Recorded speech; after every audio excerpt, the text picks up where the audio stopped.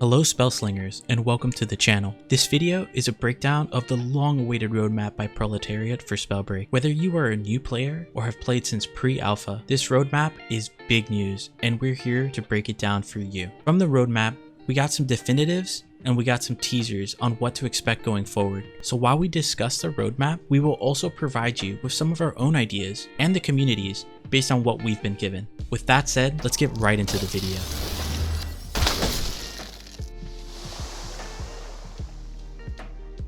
Let's begin with the very short term. Honestly, this is one of my favorite topics as someone who has been looking forward to good skins for over a year. Shop rollout is in full effect, and as we're sure you've seen, there are some quality skins ready for you to spend your gold on. Let me just say, if you're the kind of person who loves the art of Spellbreak, like we are, good luck with your temptation.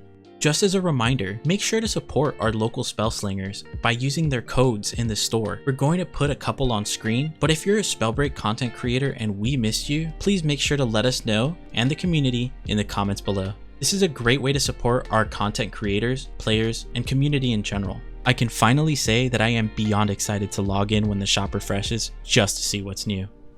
This brings us to the short-term ideas Proletariat has for us. In their words, they're thinking less than a month's time. Basically, just consider it as patch 1.1. If you've played Spellbreak since launch, you've probably experienced this. Oh, I just got the spacebar bug.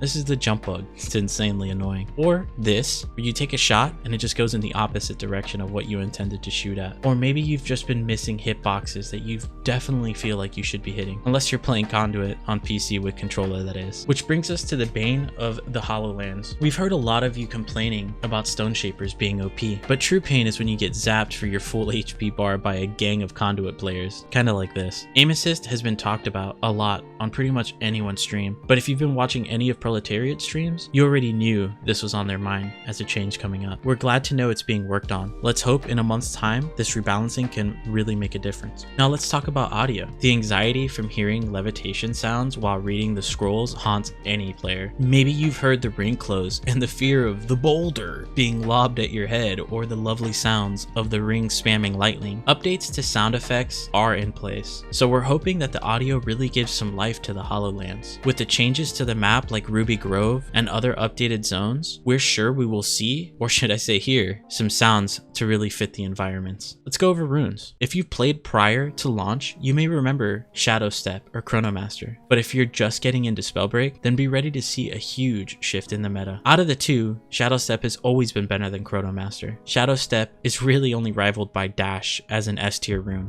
We would like to take a second to invite you to subscribe and turn on notifications, or like this video if you're looking to get better ideas of runes and their standings in our upcoming tier list video that will break down runes on a class by class basis.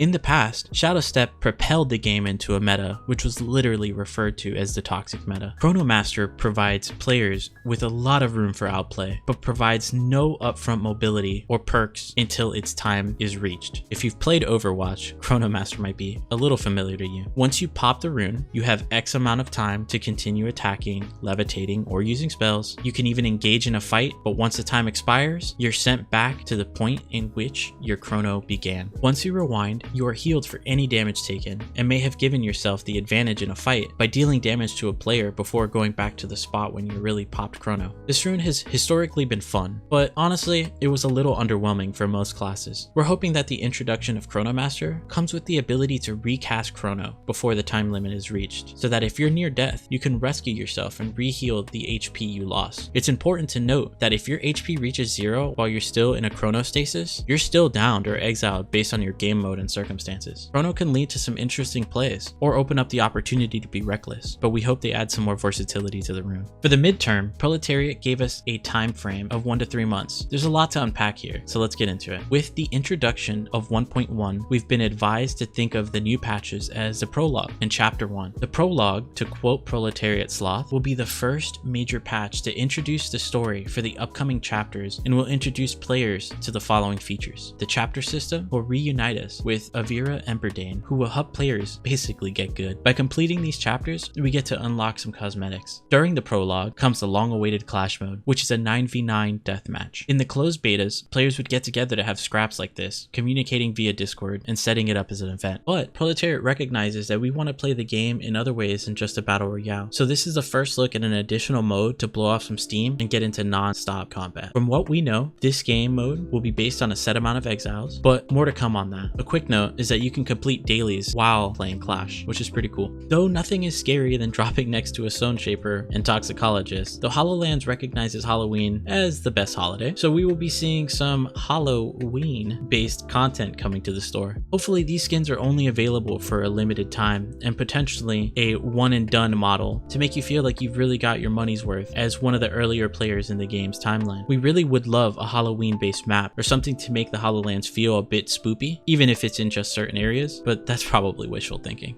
While we didn't get a lot of information, the prologue will also feature 3 new talents, which will be worth 3 points for us to experiment with. We're going to assume that there will be 1 talent per tree. We might just have to wait for chapter 1 though. Let's talk about consumables. We didn't get any info on what kind of drinks there will be, but we did get a hint that there will be some gameplay affecting ones, which really kind of got our mind going. Will it be a drink that enhances one of our items or runes? A potion that gives us health or armor depending on what's missing? Will we be getting a potion that reduces the cooldowns of sorceries or reduces mana consumption for a portion of time? Who knows, but apparently it won't take long to find out.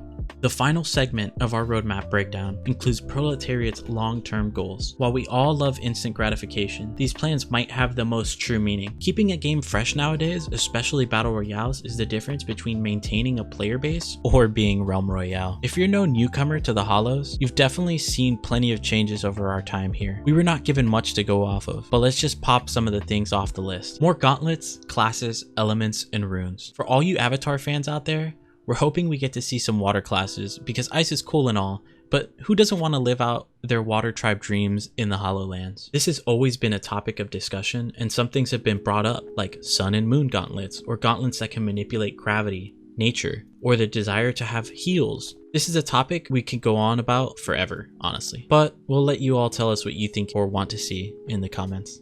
Ranked game modes. We all know you like to get sweaty, track your stats, and be the best of the best. So if you spam your crouch button more than your levitate, this is probably the hypest news you can get. If you have ideas for ranked play or what you want to see implemented, please know that Proletariat has always done an amazing job at taking the community suggestions and feedback. We're hoping to see Spellbreak in Twitch Rivals, small arena style fights, a leaderboard back again, and of course, some huge esports tournaments. The possibilities here are endless, so throw anything you have their way or toss it down in our comments and we'll do the best to bring your ideas to the forefront. Limited and experimental game modes were mentioned, and we couldn't honestly agree more that this is a must. Personally, this is where I see the most opportunity. Some of the best games came from experimental game modes, and we can see Proletariat's creativity really flourish with them. We see other developers do stuff like this with League of Legends and their Earth mode, or their all-for-one mode that you can also find in Dota. Being able to play the same character as a team in those game modes are insanely exciting and entertaining.